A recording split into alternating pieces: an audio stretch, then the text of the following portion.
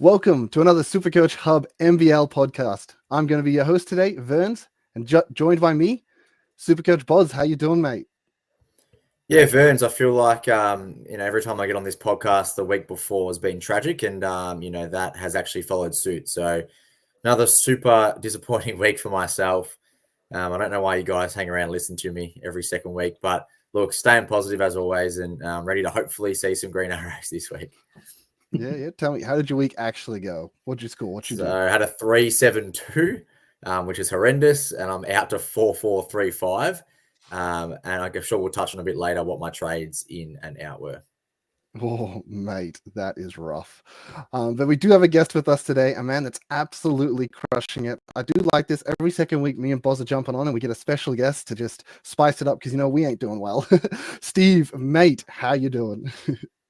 Doing great, boys. Pleasure jumping on with you, boys. Been tuning in, so it's been fantastic. So, doing pretty well. I'm playing NBL SuperCoach pretty casually, not doing much content on it, but I'm really enjoying it this year. NBL SuperCoach is an interesting one because I felt like I lost a bit of interest before NBL SuperCoach got brought in, and it's just really rejigged my interest in NBL, where I'm just popping it on my computer every night, that sort of thing, and just tuning in. So it's been really good. Yeah, definitely huge influence on the actual NBL audience having the SuperCoach format. But Steve, tell us about your season. Tell us how you're doing. How did this week go, and where are you sitting? Gee, this season's been unbelievable. I thought I did pretty well first season, top 1%. I think I finished 212th overall, so I'm very happy with that. And it's been a fantastic season. Only a couple of blunders, one massive mistake, but other than that, it's been a tremendous season. Been very happy with my decision making, with my trades, that sort of thing, which is what I really focus on, and I just think that's super important. So. Just sticking with the thought process every week in trades, and it's landed me. So I scored a 533, which I'm very happy with, and I went up 112 spots, and I'm now 72nd. That is amazing. Oh, what a big week for discrepancy in scores, though. I mean, obviously huge scoring across the board. Me personally, I only scored a 446, so sort of that middle ground between you two. Went up 250 spots to like 2,800. Hasn't been tracking that well. Hasn't been the worst. But yeah, let's go through some trades. What did we do last week? So, Boz, tell us about it. I know that you're super excited. Yeah, absolutely. Always love filling in everyone with my blunder of the week, which mostly happens every week. So, yeah, got the news, Thursday afternoon that Adams was out. And, I held him the week before and moved on Kendrick Davis, which lost points the week before. But I thought, with the double game week coming up the following week, I'll just stick to my guns, hold him as I said I would on that podcast a couple of weeks back. But then, unfortunately, obviously, his back hasn't pulled up quite as well as they wanted to. So, had to get him out. Only had about an hour to spare.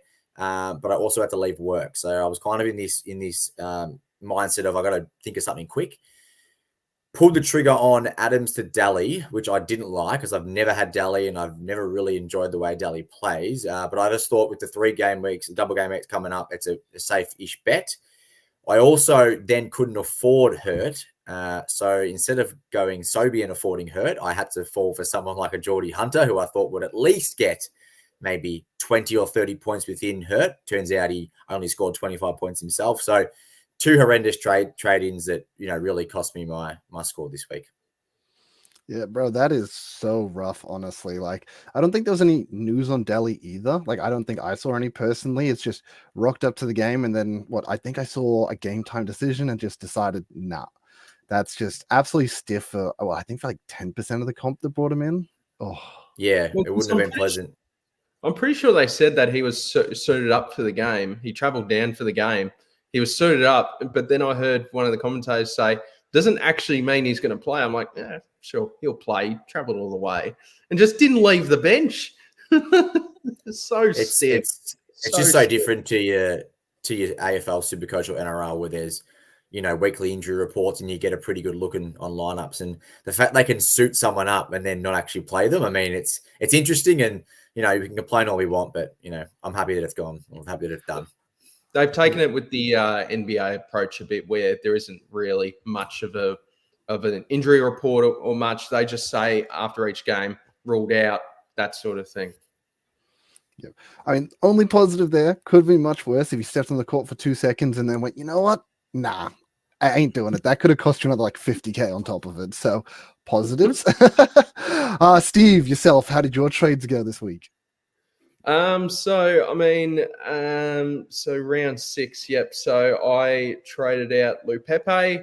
Didn't really know who to trade out. I just thought Lupepe was probably the best option there. Had a 38 break even, I believe. And I'm just like, yeah, I mean, he could score a 25, but at the same time can score like a 12. So and we sort of saw that in both games this week. So I'm just like, yeah, that's fine. I had no problem holding him or trading him. And then I also traded out Montrezl Harrell. So, I mean, watching that, it was super fun watching him play, but oh my God. But in my head, it didn't really matter because I wanted Xavier Cooks and I brought him in this week. And I don't get Cooks if I don't trade out Harrell. So it's like, yeah, I don't know. I'm not unhappy with that. And then I brought in Glover, very stiff for the people that brought in Darling and didn't hear the news. But yeah, I like Glover. He didn't get as many minutes as I would have suspected. Seemed like Lewis sort of took that usage with the minutes there, but it was fine. Good little cash boost from Glover. My trades, I brought in Glover. I brought in Hurt. I brought in Stobie. I used a boost, my third one this season already, and moved out Lepepe. Gosh, I don't even. Oh yeah, Adams, obviously, and someone else. Can't even think of them. I'm not going to worry about it. But I mean, look, Adams obviously had to go. I got Stobie, who wasn't great, but he wasn't Delhi, so positives. Unfortunately, we had people like Hurt this week, like 1 rebound off that double-double, which it sucks. 6 extra points. I held Oliver. I still have Oliver. So painful. He was 1 rebound off another double-double, so that sucks too. But not a terrible week. Really middle of the pack sort of stuff. But hopefully we can just keep sort of trying to make the right decisions. Maybe get lucky here and there. We'll go from there. But let's look at some guys that just popped off this week. I mean, the scores were massive. We had teams on double-doubles that were doing good things. Then we had guys on singles that were going bananas. Like, it was a crazy week. Let's go through like 3 standouts for the week. Boz, start me off. I want to shout out Mooney from New Zealand. So a couple of weeks back, we were kind of chatting about maybe not getting him in because we kind of didn't see that 70 to 80 potential that he's actually put out. We were thinking more of a safe kind of 50 to 60 guy. And I guess in hindsight, there's nothing wrong with a 50, 60 on a double game week. But just watching him, like, he can create his own shot. He can create shots for others. He cuts it off passes in the passing lane. He was racking up 2-3 steals a game. And, he really showed that alongside PJC, who's a very ball dominant player, he could score, as well as him. So big shout out Matt Mooney, because I definitely got that one wrong on the podcast. Yep, cool. Let's just go around the world with this. So, Steve, hit me with one. Who stood out to you this week? I guess a shout out to Flynn Cameron, who finally got his opportunity to get some more minutes. Delhi ruled out in the first game. Second game, he played a little bit, but it was a bit of a blowout. So we got to see quite a bit more out of Flynn Cameron, and I think for a few NBL teams, he would probably start. But at Melbourne, a bit behind the pack with Ilian Dellavedova, I thought he did a fantastic job. I really rate him as a player, and it'll be interesting to see. I don't know if he's out of contract at the end of the year, but I think he'll be a very good signing for whoever picks him up, or if he stays at Melbourne United. So he scored a 64, I believe. Yep, 64. and he's certainly in considerations for some teams this week with a break even of -9. I remember. Yep, -9. Yeah, no, he was awesome. And honestly, it is an older roster over at Melbourne. So it wouldn't be terrible of them to try and blood him a bit more, give him more court time, let him develop, and then, be that guy that takes over when Delhi and Illy and all these vets eventually move on. But he was absolutely awesome. I don't think anyone really jumped on him. If you had the foresight to do that preemptively, like, congrats. Someone that stood out for me, look, we'll go around one more time after this, and I'll see if you guys say this person, and if you don't, I guess I'll just bite the bullet. Someone that stood out for me, though, let's just go to the big dog himself. It was Montrezl Harrell. My goodness, that's the largest score we've seen in the SuperCoach format, full stop.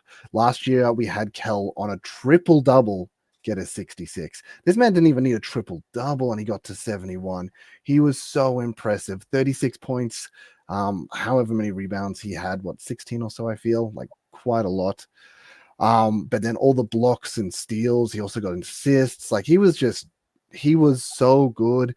Obviously, people traded them out, and unlucky for you, Steve, but you made the right trade in reality. It's only those guys that traded them to like a Hurt or something like that that are going to feel absolutely slapped in the face this week by this performance. Absolutely nuts from him. Obviously Humphreys didn't play, and anyone that was on top of that news early and actually kept Harrell, that is a shout out to the lady man, Corey Blackledge, who did keep him this week, and got absolute dividends running him on field. What? That's absolutely bonkers. But yeah, Boz, hit me with the second one. There's so many plays this week that I think we can go for round two. Yeah, absolutely. I guess shout out Hickey, Davo Hickey, such a yeah. I don't know, you didn't want to do it, Verns, because of how you traded him out a couple of weeks back, but just a sensational double game week from him. He obviously didn't get the start in the first game, and then with the Trey Cull injury going down against United, it really kind of opened up that door for him. And here we are now, where 3 weeks ago everyone was trading him out, and if you did, you're really kind of kicking yourself, because he's at 241k with a -12 break even on a single this week. You hope he scores that 20 to 25, and sky's the limit if Cal is ruled out once again. And before we know it, he could be a 300k player that we're moving on to, let's say, a Bryce Cotton if he returns in a couple of weeks' time. That would be absolutely bonkers. Steve, you got a second one for me? Can it be a negative sort of shout out? You know what? Yeah, go ahead. Shout out to the poor souls that had Rob Edwards for the second game against Melbourne United, when no Bradshaw, no Groves. They needed this man to stand up to give them any chance in this game, and scores a 2. So, pretty frustrating for owners there. I don't think Cairns have much of a run with doubles over the next month. So probably a bloke you can move on, and probably in a nice way, because I'm sure owners are very frustrated with that if they watch that second game, because it was rough. He just looked a bit flustered at the start, where he was just chucking up bad shots, giving away like very early in the game, just doing a really bad foul early on in the quarter, and just never looked comfortable out there. So he was probably just showing his frustrations, and I think that bled to the rest of the side. And it was a pretty poor result there for Cairns. But I guess a shout out to Rob Edwards. Hopefully you can do better than a 2 this week. Yeah, that absolutely stings. Look, just quickly on the Hickey thing as well. My goodness, that is so frustrating that he did this to me. But on top of it, I hated the last few seconds of the game. They're looking to tie it up semi, and Sobe makes this like cross-court pass, and it goes straight into Hickey, who's got a wide open floor that just run down and slam the ball down. And you're like, great. -2 for Sobe and +5 to Hickey. That's my guy. that's it. But no. But my shout out, it'll actually go to probably a man we'll speak about a bit later, but it's going to be Lopez. Didn't show up in game 1, but he was massive in game 2. First of all, how much did he want that ball? He was jumping over everyone's backs to get it. He loved to slam it down. He wanted to be involved. I think that was my favorite part. It wasn't that he played a good game. He looked so energetic doing it. Like he wanted to be involved. He wanted rebounds. I remember Cam Oliver at some point. I swear he got speckied by Lopez and he turns around. He's Yeah, like, he "Ref, jumped are you over him. serious, bro?" Yeah, Yeah, 100%. I saw that. So yeah. good. Even if he got the foul, that's what you want to see from the young kid, though. He's a 17-year-old, and those hops were elite. Like when he was actually getting the run and jump, he looked like he was like the highest guy on the floor. Like he could get any rebound. It was nuts. But we'll go shout out there. We'll probably talk about him later because I reckon he's probably top of that trade-in list. So we will jump to it. We'll jump to like the most traded in players this week. Targets that we have got. Look, there is, I think, some pretty obvious ones. We did talk about this before, but we got 4 teams this week that I think people are targeting. We have Melbourne, Sem, and Tasmania all on the double-doubles. And then we'll have Perth with the 5-game stretch. So obviously huge targets for everyone. We'll start off with number 5, most traded in, though. We did talk about him a little bit, so don't think we have to cover it too much. I guess just maybe a yay or nay on if you're trading him in. Matt Mooney, number 5, most traded in by the top 10%. Oh, okay. Matt Mooney. Would I trade him in now? What's he priced at, Verns? Just out of interest. 338K. No, I would not trade him in then. Yeah, New Zealand only have the 1 more double, and then it turns into 2 singles. So better options out there. But I mean, if he keeps putting up these big scores, there is a patch of the schedule where he has another 4 doubles in a row. So, I mean, if you can afford to hold him if you get him in, or if you can afford to get him when his time comes around again, at least we know now that he can actually score big. So, yeah, I'd say a no, but who knows? He showed me up before, Matt Mooney.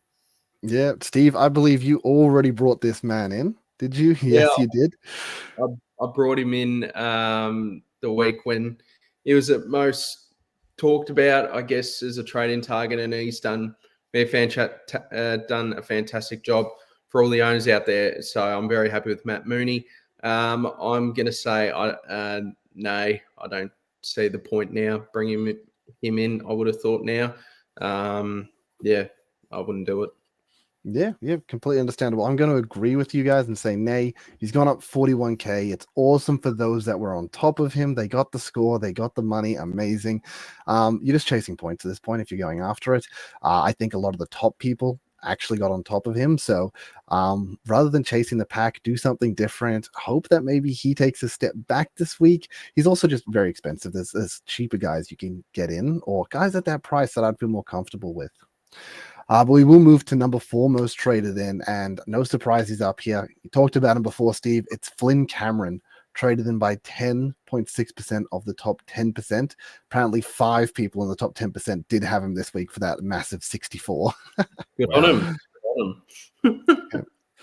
Boz, how you feel about this? Is this a trade-in target for you? I think people will be hesitant due to the fact that Italy will be coming back, so they say. Do we trust Melbourne? Not sure. And it seemed like Daly was a full train this week at practice. So looks like those 2 are coming back, but I think he has warranted himself at least 20 minutes a night. Like the way he's played and the energy he brings to the team. And Steve, you're right in saying before, he was that person making Rob Edwards pissed off, essentially. He was the one who caught the hard foul. He was the one that was getting under his skin. So it's not like he's just out there filling a spot. He plays valuable minutes, and he's great on offense. And as I just said then, he's great on defense as well. So, look, I wouldn't bring him in, but I can see why people would. But I'm probably a no. Yep. What about you, Steve? I'm going yay. I've got him in my plans at the minute. I just think he's warranted himself enough, as you said, to get more minutes. Love the break even. Couple of doubles still to come for Melbourne. So I really like him as one of my preferred downgrade options. So I'm probably looking to get him in. I just think he's played well enough to keep getting those minutes and keep getting opportunities. And even if it's just for a couple of rounds and it goes to crap, that's all right. I mean, but I really like the quick cash injection that's possible there, and the couple of doubles, and then flick him off. But yeah, no, I'm bringing him in. It all depends on everyone's side. So But yeah, for me personally, I'm probably looking to get him in.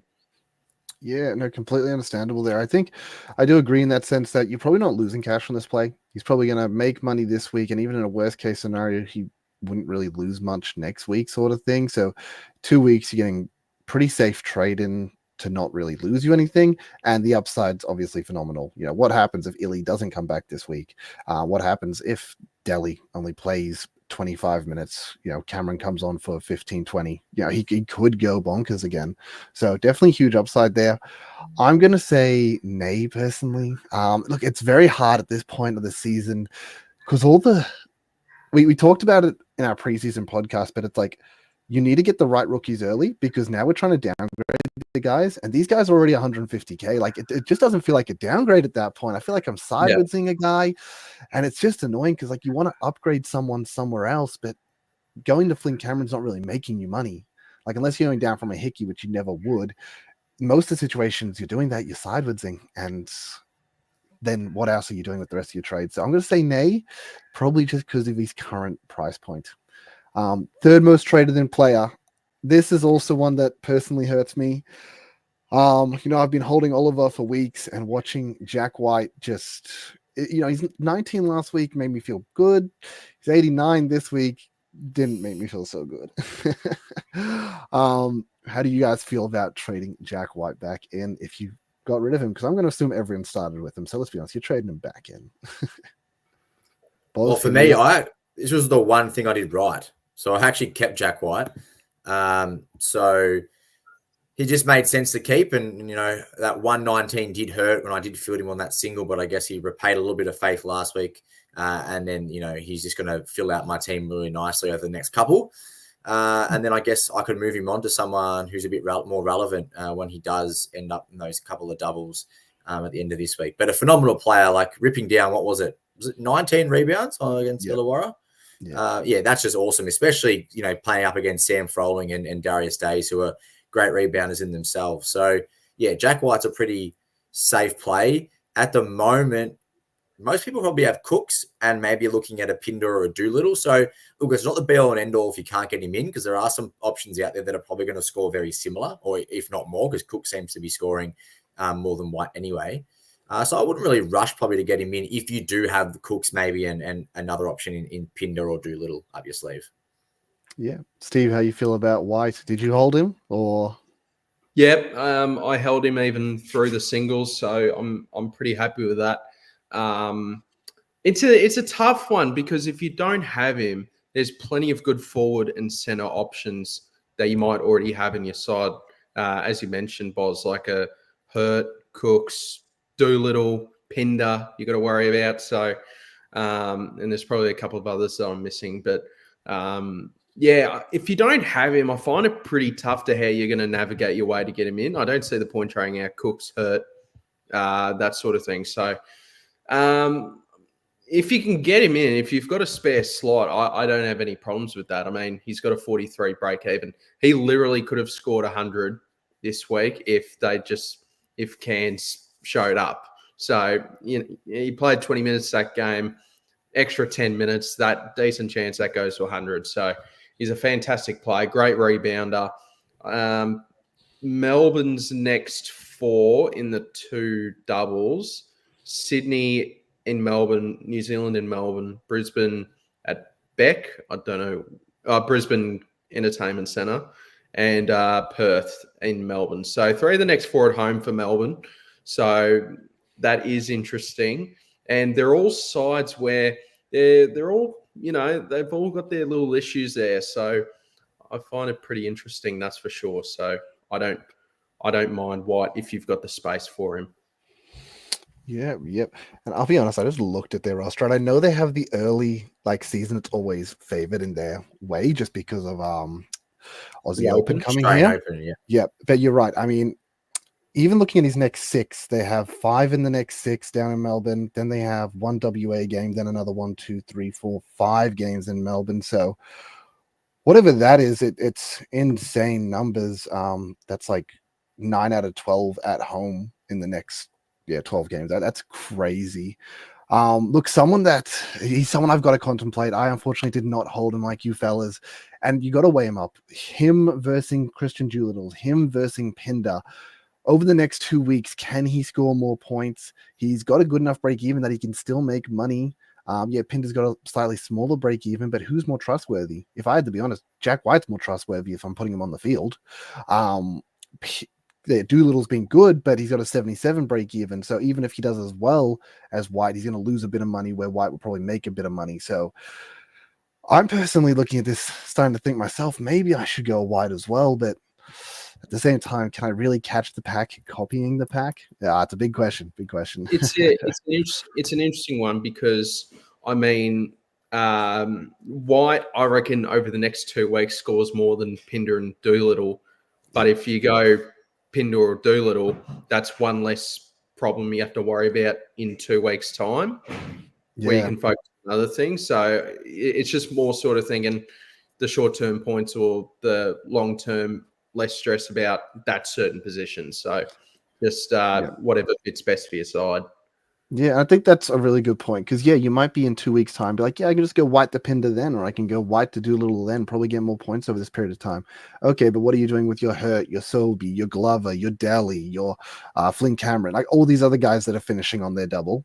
Are you just holding those guys instead, sort of thing? So, it's a hard one. Do you get him in because he's probably going to be better points, but maybe not as good in the long term, or maybe 2 weeks time down the track you can just keep holding him because I think they have 2 singles and then 2 doubles again, so could end up someone that you just keep on holding. So we will jump on to the next one. This one, I was pretty interested in this. It is Almonza.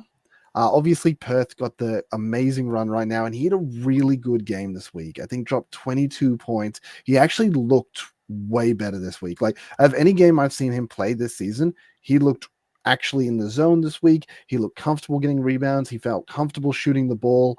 I'm pretty sure the man nailed a 3 as well. He looked good out there. And especially with how good Pinder was playing, you'd almost think that it would have resulted in less for Almanza. But no. Somehow it meant that he also had a good game, which was very interesting. So someone you got to weigh up here because he's got a 13 break even isn't small, but you don't have to do much to beat it, and you get to hold him for 5 weeks on your bench in this center position, and there's not many good bench centers. Like, I personally have like Zukowski there, and that doesn't feel very good, and you have like Menenga you could put there, that doesn't feel very good. Like, there's just not many good bench centers, let's be honest. So at least if you're getting a guy with 5 doubles in a row, you're probably going to be outscoring the rest of those bench centers. Let's start off with Steve this time. How you feel about that? I'm personally going nay. I just thought it was a good game rather than, okay, there's a certain spot in the Perth rotation opening up for him to get more minutes. I just thought he played a really good game. Don't get me wrong, it was a fantastic game from Izan, but I'm just not sure how he can do much better than what he did, and there wasn't enough sample size in the early games. Maybe he's just starting to get the feel for it now. But for me personally, I'm not too sure whether that's going to continue. So I don't trust John really enough to, if he starts a game off slow, to keep him in. So I'm personally going nay, but I don't have any massive problems if people want to bring him in. Yep. Boz? I've actually had him since round 1, which is fun. Oh, yeah, you do too. He's just been sitting on my bench and doing not much and making me no money. So, and I've watched many Perth games, and, he gets in the game and you're just like, fingers crossed, please just do something. And look, he can get to his spot. He's got a decent little kind of jump hook. He gets to his spot a lot, but it just wasn't falling early games. And there was a game, I think it was against that Cairns game where Cotton went bananas, but he only played 3 minutes. And that was one of those ones, Steve, you were saying, where I think he started off a bit flat, and then John Millie was like, well, you know what? You're not up to scratch to that, so I'm not going to play you at all. So, yeah, there is that kind of risk that does happen again. But maybe if last week's game, a bit more confidence and, a string of double game weeks coming, if there's some, if you don't want to kind of downgrade to a Cameron who's won 44K and you need to save an extra, let's say 25K, nothing wrong with going down to Almanza, but don't expect much, guys, because I've had him since round 1, and I literally had him. I was going to trade him out. on Thursday, and I said, nah, I'll hold him just because of these doubles. And then when I saw his score, because I didn't watch the Perth game, I was like, oh my God, imagine I did trade him out, because that would have just added to my poor decisions this season. But yeah, again, if you didn't have him already, I probably wouldn't get him. But if you need to save some cash, why not risk it? Yeah. Look, you know what? I feel like you're the perfect man for this, Boz. You've been watching him closely all season, tearing your hair out. The right man to temper our expectations and tell us no. Yes. But number one most traded in player. This isn't surprising after the big that he pulled in the Perth game. It is Keanu Pinder, who was popping off. He was going bananas, and he was letting everyone know about it. And he had so much flair in that game. It was entertaining, absolutely entertaining to say the least. And I think Pleb put it out last week that he hasn't dropped below 300K at all in the SuperCoach format until last week. And then out of nowhere, he just pulled it out of his ass. And I think that's the scary thing with Pinder. He is a guy that can drop 50 points in a game. We have seen him do it many times before. But then there's also games where he just isn't there. He's such a firecracker that when he's on, it's beautiful. But when it doesn't light, he's a dud. So how do you guys feel about Pinder? Most traded in 29% of the top 10%. Bloody hell. Well, I think with Pinder, we saw it last year, even on a double game week, he comes out with a 43, and then the next round he literally gets a 7. And then you kind of walk away a bit disappointed with a 50, even though, you kind of tell yourself that a 50 is good. But you're right, Verns, that ceiling, those games that we see from him, especially last week, that's the reason you bring him into your side, to be honest. That's a score that you kind of have to risk at the price. He was such a good player in Cairns a couple of years back, and obviously, took a little bit of time to warm up last year. And I think the only nervous thing this year is, those games where it did go wrong, where he got in early foul trouble or he just wasn't kind of showing any effort. Really was happy to literally bench him for more time than Armanza. Armanza was getting more minutes than him in some of those games. So, look, hopefully this game is something that brings his confidence up. With no Bryce there, maybe he's finally realised, back to my Cairns days, but I'm now the number one option for a couple of weeks. Hopefully, he can get back to that level, because he's definitely a very enticing selection, and it makes sense as to why he's obviously the number one brought in player this week. Yeah, I definitely like bringing up Bryce, because you're right, somebody has to score those points. And it has been Doolittle for a few weeks, but it'd be nice to see Pinder getting a piece of that pie. Steve? Big nay. Sorry, big yay. Big yay, sorry. Big yay. This is the perfect SuperCoach move you can do. Even when we play AFL or NRL SuperCoach, when a star has a slow start to the season, you grab him at the right time, and the right time is now. 304K for Keanu Pinder is a steal. He's looks like to have that confidence back. No Bryce Cotton, 5 doubles in a row, good value. We know what he's capable of. Scoring history in the past, big yay. Yeah, and I definitely agree. It's 100% a yay. I think we're all going to agree with that. I think it's the low risk, high reward play. He's Exactly. got a low break even. He can go to the moon. He's showed the ceiling. Worst case scenario, you're getting a premium on a double that can probably put down 40, which is going to be as good as most premiums on a single. So it's low risk with very high upside. So yes, all over that pick. Now, look, we do have honorable mentions there, such as like Lopez. He's actually sitting down at 7. I did find that pretty interesting. Flynn Cameron or Lopez? Boz, what would you choose? Ooh, Flynn Cameron or Lopez. I think with the news that Darling's out another week, I would be more confident to go Lopez. I think Flynn is a better player, but I think maybe opportunity is just a touch higher for Lopez at the moment. I think the New Zealand coach, I can't remember his name, but the Finnish bloke, I think he spoke really high of him after that game, and he hates Menenga because Menenga sucks. Menenga's allergic to rebounding, so if there's anyone you need to get there and get a rebound, it's Lopez. So, yeah, I'd probably put Lopez ahead of Flynn Cameron for now. Yeah, awesome. And Steve, we know you're massive on Flynn Cameron. So Lopez or Flynn Cameron? I think I already know the answer, but hit us with it. Yep, Flynn Cameron. I think Lopez is still a perfectly fine option, but I think Cameron will start eventually getting rewarded with the minutes what he's capable of. They'll I don't think there's any guarantee that Dellavedova will just instantly go straight back into the starting lineup. CFL is good to go. With the age and the injuries with Dellavedova, and it works so well with Flynn Cameron this round, where they might just look to do it again. And the beauty of it is we'll find out, because Melbourne and Sydney is the first game of the round on Thursday. So we get to hear if Flynn Cameron's starting, if Cam Oliver's starting with the news of Adams, and are they looking to maybe make that move? So we get to hear a lot before we make our decisions. But yeah, I probably prefer Flynn Cameron. Yeah. Look, I'm going to go Lopez personally. I was really blown away with his game here. And I do think the forward bench spot is a little bit more sparse. Obviously, Darley's not playing, so you're not getting him there. But I think a lot of people have Hickey already sitting on the bench. If you've got a Glover sitting there, are you really moving Glover this week to Cameron? That's going to be costing you 28K. Like, that doesn't feel very good. I just think there's a little bit less depth in the forward bench, so Lopez would probably be a bit easier to slip on in, especially got something like a Menenga. Honestly, like as you said, he's so bad. Why did he have to be so good for like 2 games? He wasn't like super good, but he was definitely good enough in 2 games. And then the aliens have come down and stolen his power. He forgot how to bloody walk. Like it's crazy. The man's wide open for 3, and that's meant to be his bread and butter, and he cannot make a shot. Let alone the layups he gets. He just misses layup after layup. But yeah, look, what we'll also talk about is just some, I think, really interesting things this week is how many low break evens there are. There are some mentally low break evens. So I'm just going to go over some players real quick again. Hit us with a yay or nay. I'm just going to say Alex Higgins. I'm going to skip the last part of his last name. Minus 21 break even, 58K. Boz, hit me with a yay or nay.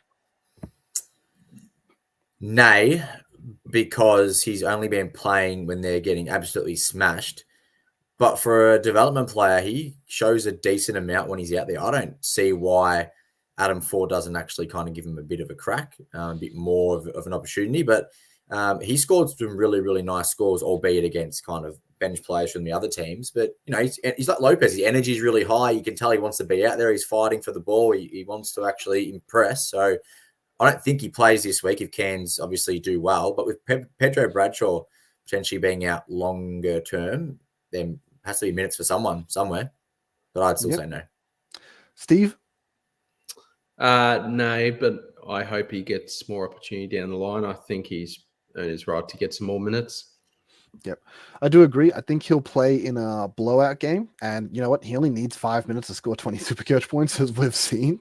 He'll get on in that 5 minutes and do amazing things and earn 30 to 40K real quickly because of that minus break even. This week against Brisbane, though, they're not the greatest team. I think this won't be a blowout game. I think this will be hotly contested, so he probably won't get on. Look more down the track and look for a game where you think they're going to get blown out, then bring him in. Next one here, minus 16, Jackson McCoy. Someone, honestly, we were pretty hyped on early in the season. He was meant to be the backup for Taron Armstrong. Then he had the DUI. Then, honestly, Ford was like, mate, you don't just get off your DUI and come back into the game. Yeah, and then honestly, in the few minutes he got, he just didn't really perform either. Finally showed up. Minus 16 break even. He is 77K though. Steve, this time, start me off. Yay or nay? No. There's too much uncertainty around some of these Cairns depth blokes. Yep. Boz, yay or nay?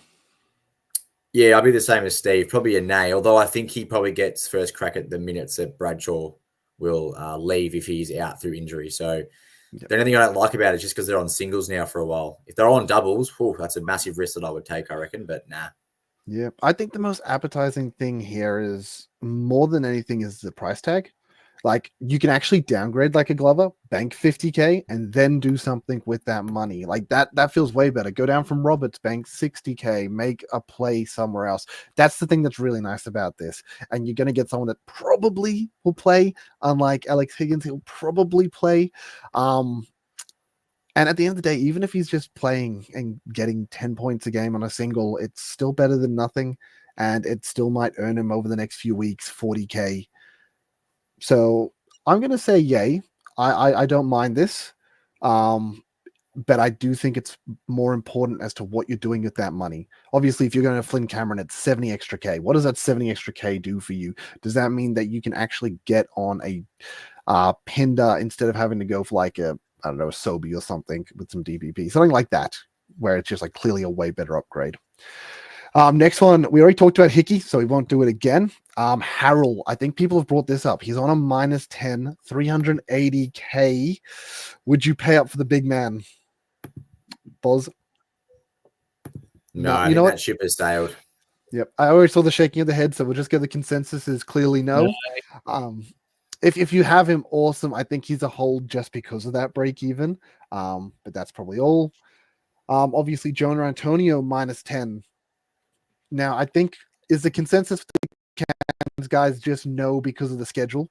We're not caring too much about that minus break even, or are you guys actually interested in Jonah? It's just the inconsistency with all these Cairns bench players where you just don't know who's going to get the spike in minutes, and it just changes every time. So depending on the matchup, so I just find it hard. And then as you said, Verns, the schedule, it's a bit hard now. So I think Antonio's a no. Yep. I do think Adelaide and Cairns both have 3 or 4 singles coming up in a row, so it's the wrong time for these guys to all have these minus break evens. If this was the other way around, I think we'd be all over them right now. But yeah, Cairns have 4 singles in a row, unfortunately. I guess the final one we'll talk about is just Armstrong.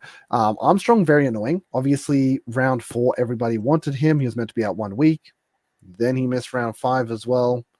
Then he missed round 6 as well. And all of a sudden, this 1 week ankle has turned into a 3-week ankle, which is pretty annoying. Now they have an awful schedule. He has a -3 break even. Honestly, he's severely underpriced for what he can do, but it is 200K you have to find from somewhere, and there's so many teams with so many good fixtures. Let's start with Steve. Yay or nay here? No, it's pretty hard to pay 200K for a bloke who's going to have a single over the next month. So, yep. I mean, he must have done something very similar to what he did in preseason with that ankle. That's my only suspicion, and they just don't want to bring that up to the fans. I don't know. That's just how I feel. I've heard it's a very similar injury to what he had in preseason. Yep. And Boz? Well, it's definitely a no for now. I think the one thing I don't like saying this because we want the guy to play and enjoy his career, but at the same time, if we can just have him sit out a little bit longer, he could actually become an option if we're super desperate, heading towards when they get their doubles back. Because you wouldn't want him to make all that money when he's only on singles and no one's really getting him, because then they become too high priced by the time you actually want them. Exactly. Yep. Okay, last guy we're going to go over here. He's not in anyone's trade-in, but he was someone I was interested in last week, and now he's got 5 doubles in a row. He is subject to a fitness test, though, so we'll see. It's Ty Webster. He has a 15 break even. He's also 198K. We saw it in his last game. He dropped 39 and then unfortunately missed this week, but could almost be deemed better because him missing the week means that 39 will obviously be in his price for this double, which is way better. So yeah, 15 break even. Either of you guys interested in Ty Webster? Maybe. Boz, hit me up this time. I personally won't be able to afford him if I want to get, let's say, a Pinder. I'll need to get someone significantly lower because I've just got cash nowhere on my team, to be honest. So he's going to be a no for me, but I can definitely see why people will be interested. That game he played where Cotton was injured, he was a stat filler. So he's like a hybrid. He's one of those guards that's quite tall and can obviously defend down low as a forward as well. So, gets his rebounds, will usually handles the ball as the primary point guard. I'm sure they'd want him to have the ball in his hands a bit more than Henschel, I would dare say. So, he can rack up assists as well as score when he needs to and maybe get a block and a steal a game. So he has a nice kind of stat line. It's just that 198K is a bit of an awkward price if you haven't got a lot of money like myself. Yep. What about you, Steve? No, for now. I think it's more of a wait and see. I want to actually see what the minutes are like there, what the sort of the usage is for him when he's in that side without Cotton. So I think it's more of a wait and see. I mean, what's his break even? It is 15. Oh, wait, crap. Yeah, it's pretty low. But yeah, I'd rather pay an extra 15K and just see what he actually looks like, because 15K later, that's still a great price. Yep. 15K. I think if he plays both games, he's going a minimum of 40. So I think 25 at minimum. But I'm pretty hyped on him. I was pretty hyped on him last week, and then obviously injury, unfortunately. That's the only thing that's so annoying about Webster and like Armstrong. They keep having these niggles. They just keep having issues that keep flaring up. And I guess that's the real question. As much as bringing in a guy who's got a good break even, a good schedule, has the ceiling, and honestly has the opportunity with Bryce out, like he could generally be the guy. The biggest problem here is he actually going to play all those games? Like he's been so in and out of the team already. He's only played, I think, 2 games this season. Like he just can't seem to stick to the floor, and that's what's frustrating. I do think it's a high risk, high reward play though. That pulls off, this could be a 300K player after 5 weeks, let alone the actual scoring he could get over that time. So, you know what? If you got the cojones, go for it. Someone that's sitting pretty far back in the ranks like myself, I might be doing it this week. I might be doing it. But look, I guess the final thing we really wanted to look at was most traded out players. But we'll probably just speed run this in the sense that I think it's pretty straightforward. Cairns players getting traded out, that makes sense. Oldbridge getting traded out, that makes sense. Menenga getting traded out, that makes sense. Regardless of the fixture, that makes sense. 40 break even, gonna lose money.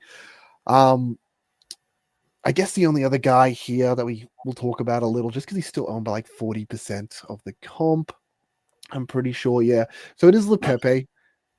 He's traded out by 9.3%. Obviously, me and Steve did it last week. Boz, do you think it's worth holding Lepepe? He's still got another double left. His break even is actually 38 again this week after he put down the 27. How do you feel about this? Yeah, I think there's no right and wrong answer. I mean, if he's going to facilitate a trade for you, there's no reason why you can't pull the trigger. And I think you guys saw it last week. You pulled the trigger, and in that first game, you had a 1. So that could have very easily been a masterstroke move by you both. He might have got a 1 and then potentially a 10 in that next game, and he's only scoring 11. Luckily enough, he kind of went into that Sunday game against New Zealand with a bit of a chip on his shoulder, and he was, what did he have? Another 6 offensive rebounds probably, and, a few assists and things like that. So, he scores yin and yang. He can put out a 1, but he can also put up a 30. So, look, I don't think if you are going to trade him out or keep him, it's going to really make much difference to your overall score or even cash in for your team. So, if you're someone you need to get rid of to get someone bigger like a Pinder or afford him, then do it. Yeah, I do think a huge factor in that second game was Oliver was in the doghouse, unfortunately, as an Oliver owner. So painful. But Steve, how do you feel about Lepepe getting traded out, or do you agree with Boz? I think it's fine. If you need to get that extra cash to leapfrog to another player, I mean, I don't see any issues with it. It'll be interesting to see if he stays in the starting lineup now with Sydney struggling a little bit. Is he the odd man out to maybe make a change into that Sydney starting 5? So that'll be interesting to see. I know in the first game he copped a bit of foul trouble early. Second game he looked pretty good, but yeah, I just wonder if things will start to change with the lineup. Yep. All right. Last thing we'll do to wrap this up is just our captains for the week, guys. I mean, the week before, very easy PJC. Last week, 90% of the comp did PJC, and congrats the 10% that went Cooks. This week, what are we feeling? Steve, start us off. Who's your captain choice? I mean, again, it's either Cooks or Parker Jackson Cartwright for me. Parker Jackson Cartwright's so safe where it just feels right to captain him once again. I mean, Cooks has got Melbourne and Tassie, which are 2 toughish games. We know Tassie are pretty decent defensively, then Melbourne the same there. Then Parker Jackson Cartwright's going up against Adelaide and Melbourne as well. So I don't think we'll see the score of 95 that Xavier Cook's got this week, but it's a pretty tough one. I'm probably still going Parker Jackson Cartwright, but my head could turn there. Yep. Boz, what about you? Oh, I haven't got Cook, so for myself, it's PJC or Jack White purely on form. I think one thing that makes me a touch nervous with PJC is how well Melbourne dealt with Kendrick Davis. I think it was 2 weeks ago, so pretty much double teaming him at the full court to ensure the ball was out of his hands. So I could see someone like Mooney having another really nice game. So Steve, I'm sure you'd be rooting for that. But look, I am going to the Monday night game. I always go and see PJC when he comes to town. So I'm looking forward to seeing that. And that might just convince me to keep this on in just so I can go and enjoy myself. But we'll see. Yeah, no, I reckon that's worth it. That sounds super hype. Yeah, I think we've really covered it. It's really those three guys. It's PJC, Cooks, or White. Personally, I think White actually has the better matchups of the two. I don't think anyone's like super defensive in Sydney, and I think New Zealand's forwards haven't been very good. So there's a good chance he could be the top scorer of the week. Cooks, yeah. 2 defensive teams in Melbourne and Tas, not the greatest matchups, but Tas haven't had the greatest forwards either.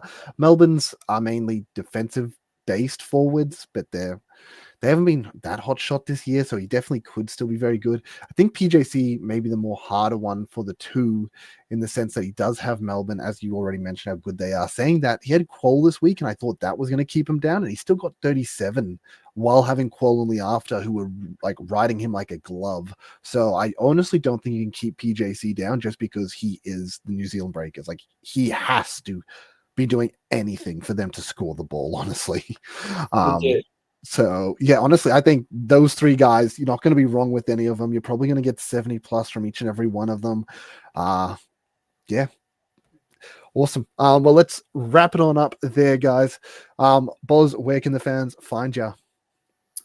Well, they can find me on Twitter, or X, as we should say, at SC Boz, or again, at the moment, a bit quiet at the moment. I'm a bit embarrassed, to be honest, hitting up the Discord for SuperCoach Hub. So I'm actually the one taking on most of your advice that is listening. So, yeah, you can send me on Discord or on X there. Steve, where can the listeners find you? They can find me on Twitter at Steven DW Smith, SDS SuperCoach in the AFL season.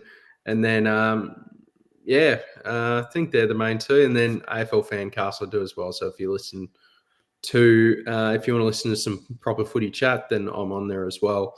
And along with a couple of other things, like I was doing a AFL off-season trade period with Damo, so that was good fun. So yeah, a lot of bits and pieces, but the main one, Twitter, Steven DW Smith, and SDS SuperCoach on YouTube.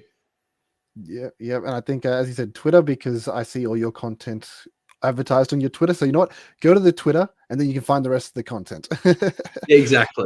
Yeah. Just find Twitter, and you'll find your way to everything.